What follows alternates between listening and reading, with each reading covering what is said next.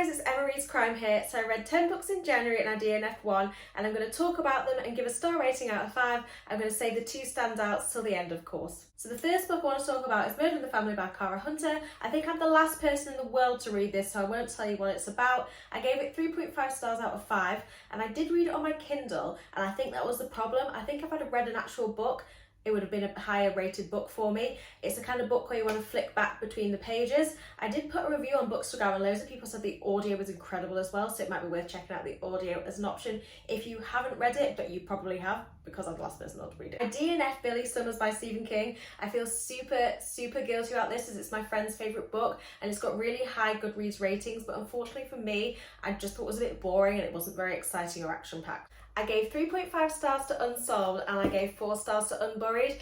So this is rather than a detective series, it's a podcaster investigating cold cases. I really like this twist where a podcast is investigating. Heather Critchlow is certainly one to watch. I think her books in the future are going to be incredible. Next up is The Queen of Poisons by Robert Thorogood. So this is the 3rd book in the Marlowe Murder Club. I love these books, they're super cosy mysteries and they're not predictable at all. I personally don't like the Thursday Murder Club, but I love these. But if you like the Thursday Murder Club, you might also like these as well. So Greta and Valdin actually gave me an identity crisis. Greta and Valdin are brother and sisters and they are flatmates. Greta's in love with her colleague Holly and Valdin's in love with his ex-boyfriend. So why it gave me an identity crisis is within the first 20% of the book, I actually thought it was going to be a 5-star read for me. The characters are really nice, they're really unique, they're really quirky, they made me laugh, it was a really nice read. But as this is a literary contemporary fiction type book, after the 20% mark, once I got over the initial enjoyment of learning about the characters, not much happened. So I ended up finding this quite boring and a bit dull. So I gave it 3.5 stars out of 5 overall, an okay read generally. Even though this wasn't for me, if you're interested in like a range of genres, then you should check this out because I think it's going to be popular. But if you're like me and you only really like crime and thriller books, don't bother.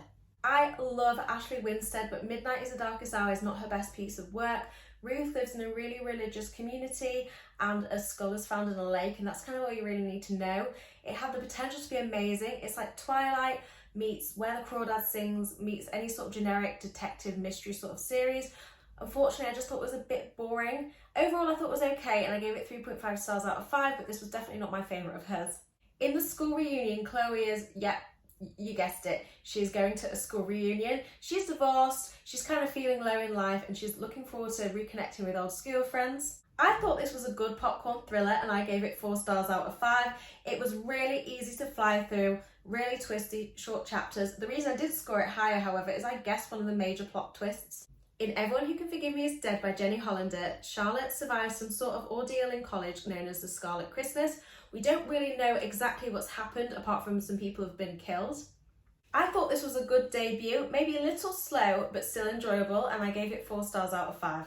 Now for the 2 standouts. So the first standout is a standout because it was so bad. So for Binding 13, it's a romance YA book. I don't know why I read it. I think I just got FOMO because I've seen it all over social media. I gave it 2 stars out of 5. I did a video of why I hated it, but basically I hated the main characters. I think I'm just too old for YA romances. I'm not interested in horny teenagers. The second standout book of the month, which is my favourite book of January, which is Eye for an Eye by MJ Arledge. In this book, 9 criminals have been released, but they've been released under a new identity because the nature of their crimes was so bad.